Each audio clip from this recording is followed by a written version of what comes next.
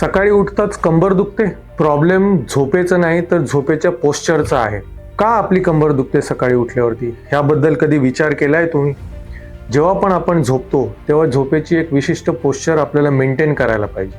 Posture maintain करायला पाहिजे म्हणजे काय, तर काही पोश्चर आहेत जे आपल्याला अवॉइड केली पाहिजे.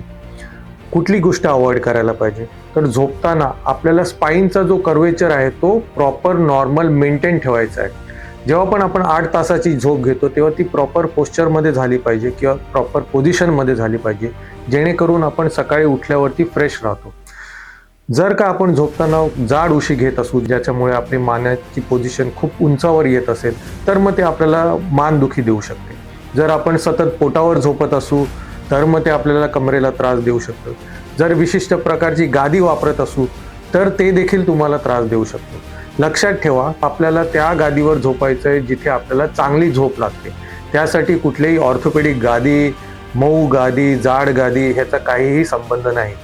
ज्या जागेवरती तुम्हाला छान झोप येते आणि तुम्ही मीडियम साईजची उशी घेऊन झोपू शकता, ती तुमची आयडियल झोपेची पोझिशन आहे.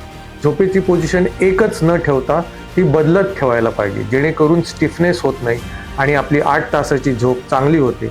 लक्षात असू द्या, झोप हा आपल्याला परत मेटाबॉलिझम वाढवण्यासाठीचं दिलेलं रेस्ट पिरियड आहे आणि तो रेस्ट पिरियड जितका प्रोडक्टिव्ह राहील तितकं आपलं पूर्ण दिवसभर इफेक्टिव्ह राहील.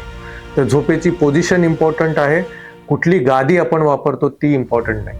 धन्यवाद.